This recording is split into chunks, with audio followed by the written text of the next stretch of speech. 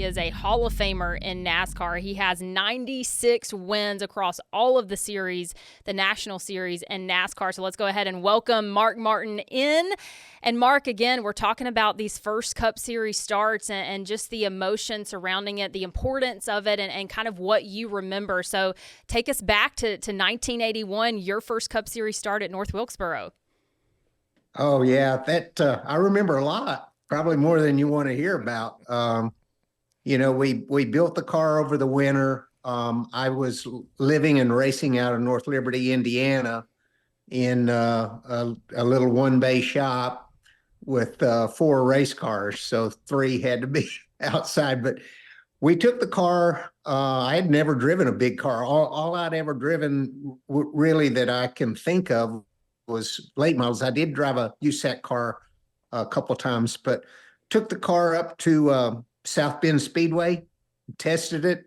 Sure did feel like a pig to me, but we worked on it, got it like we wanted, put it on our open trailer and jumped in our step van and drove all the way to North Wilkesboro. And I remember qualifying 5th, I think it was, and thinking, that's okay. Just Cale and Bobby Allison and, Darrell Waltrip and, Buddy, all the greats. Richard, my hero, Richard Petty, all these guys were in the race. And I thought, well, that's all right. Nothing special. And I had a lot to learn. I didn't ask anyone in NASCAR how to set the car up. And I didn't know anyone real closely that raced NASCAR. So I didn't have anybody helping me that knew much about NASCAR. So I just set the car up like I would my late model, guessed at the spring rates and the weight distribution and all those things. Yeah, the car was quick, but gosh, did it burn the tires off fast. And so I remember the race starting, and they started it with the green and yellow out because it was still lightly raining. And I was so freaked out about that I was scared. I'd never driven, I was afraid wet, I'd crash. And I'd never experienced that. I didn't know about it. So this car had, of course, a rear end cooler with an electric, with a toggle switch to turn on the rear end cooler. And I didn't turn it on because I didn't think we were going to race. I didn't know what we were going to do. Well, when they finally cleaned, the track got dry enough to throw the green flag and they turned us loose, I'd never turned that switch on. And of course, nobody in the pits ever reminded me to turn all my switches on because we didn't have any switches in my ASA car or my late model. So it wound up being, burning up the rear end gear. Of course, we stopped and we put a new gear in it so I could finish the race and learn more about my car and stuff. But car did not handle good in the race at all. And, I went back home. We went back home with the knowledge that we had a lot to learn. Wow. Yeah, that's crazy. Yeah. So, Mark, throughout your career, I'm sure that you've had the opportunity to witness first starts, teammate first starts within the organizations that you ran with, or and those types of things. What are the differences that you see throughout that process and your experience to your first start? Well, of course, everything has changed, Kelley. It's just, it's amazing. I think that the first starts in today's age are in some ways a little bit easier because you have all the simulation. You can learn a lot about the racetracks from iRacing. And then if you're lucky enough to be connected with one of the manufacturers, you can actually even spend time in the simulator, which really brings it a lot closer to real life. That kind of tool would be amazingly beneficial to going to a road course, for example, for the first time. The biggest problem that you had on going to road courses, example would be either the Glen or even worse, Sonoma, is you don't know what's around the next corner. You know, you're going over the top of a crest and you don't know where the road goes after that. And it takes a long time to get, you know, up to speed on those kind of things. It's, you know, a smaller proportion at an oval, but still you get a lot out of it. So from that standpoint, I think you really, I think that makes it a lot easier. The thing that makes it tougher is you don't get to start most of the time in back marker equipment where people are not watching you. As long as you don't cause wrecks and you stay out of the way, you get a chance. You know, back in the old day, you would get a chance to get your experience and learn that way. Today, you start in a really good car and everybody's paying attention. And if you don't perform really quickly, you can lose your shot at you know, at the big league. Yeah, I was thinking about that when you said it makes it easier. In my head, as you started talking about those differences, I was thinking that that's probably actually harder and a lot more pressure, right, for these drivers.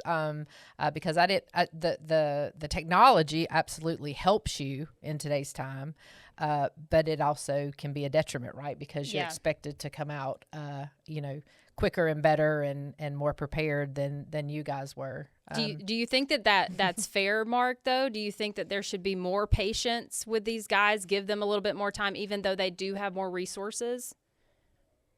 Well, I think would be on an individual case by case basis. You know, it would depend on what you saw in the person and what if you saw progress. Certainly, you know, I mean, the patience was almost not there with Joey Logano, for example. And when I saw Joey Logano race his first time I saw him race was in a Legend car, and he was 10 years old and he was outrunning the adults. And I knew that night that he would be a Cup champion. And he was a good example of climbing the ladder really quick and then being thrust into Tony Stewart's shoes.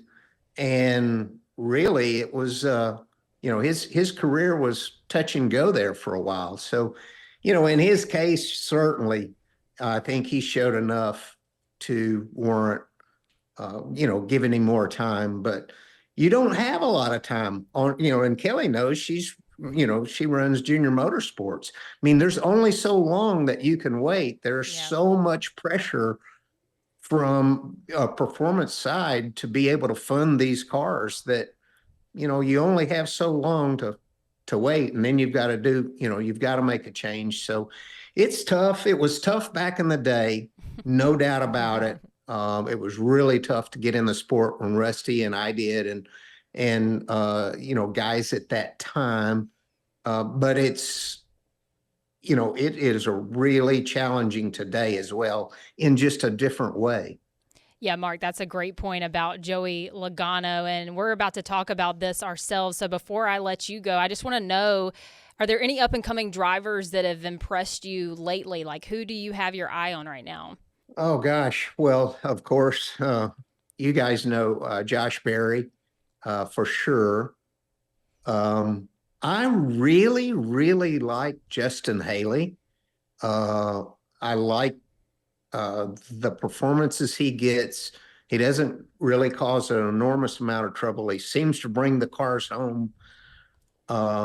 He seems to overperform in the equipment that he's in. And he's someone of very great interest, you know, in you know, looking forward. For me, I'm really interested to see if he can continue to climb the ladder and you know, and build Rick Ware Racing into even more competitive. I mean, we've seen them really stepping up their game. I love seeing what Spire is doing and what Rick Ware is doing. I'm a huge Underdog fan because we were my era. Most all of us were underdogs. From Dale Earnhardt, to all the guys. Most all of them were underdogs at some time and drove mid-pack cars or worse to get there. And so I have a real soft spot in my heart for those guys. I'd love to see BJ McLeod be more successful. I know what an incredible race car driver he was in the late models, and I'm a big fan of BJ McLeod. I don't think you're alone in that. A lot of NASCAR fans probably out there rooting for a lot of underdogs in the field. Mark, we appreciate your time so much. Thank you. Good to be with you guys. Dalton, did you know that Fast Growing Trees is the biggest online nursery in the U.S. with more than 10,000 different kinds of plants and over 2 million happy customers in the U.S.? Not until now. Yeah, I'm here to tell you. They have everything that you could possibly want, like fruit trees, palm trees, evergreens, houseplants, and so much more. Whatever you're interested in, they have it for you. Find the perfect fit for your climate and space. Fast Growing Trees makes it easy to order online. Your plants are shipped directly to your door in 1 to 2 days. And along with their 30-day Alive and Thrive guarantee, they offer free plant consultation forever. It's nice because I'm a new homeowner, and so I don't have to worry about talking to a landscaper, have them charge me a bunch of money. I can get my trees directly from Fast Growing Trees for any yard project I want to work on. There you go. This spring, they have the best deals online, up to half off on select plants and other deals. And listeners to our show get an additional 15% off their first purchase when using the code Dale Jr. FastGrowingTrees.com, code Dale Jr. Offer is valid for a limited time. Terms and conditions may apply. So Mark had a lot of great points there, Kelley. I mean, his first start came in 1981. His first win didn't come till 1989 in Rockingham, and that's quite a bit of time. I don't know if any driver would really get that much time anymore, but again, to his point, they have more resources right now. Yeah, that's really the point that drove home with me was just talking about in today's time how quick we are to judge, to determine talent. And his points about the Justin Haley's, I thought immediately, Justin's been in the series in Xfinity and now Cup, obviously, but he's been around for a while, longer than I think some other people get to prove their point and show off their talent. And but back in that day, I can understand why he's like that, because they all had to, and they all did, right? They weren't coming into the sport until their late 20s, maybe sometimes even their early 30s, and getting that opportunity. It would take them years to seize that opportunity. So his passion for seeing those types of people get that opportunity really make a lot of sense to me.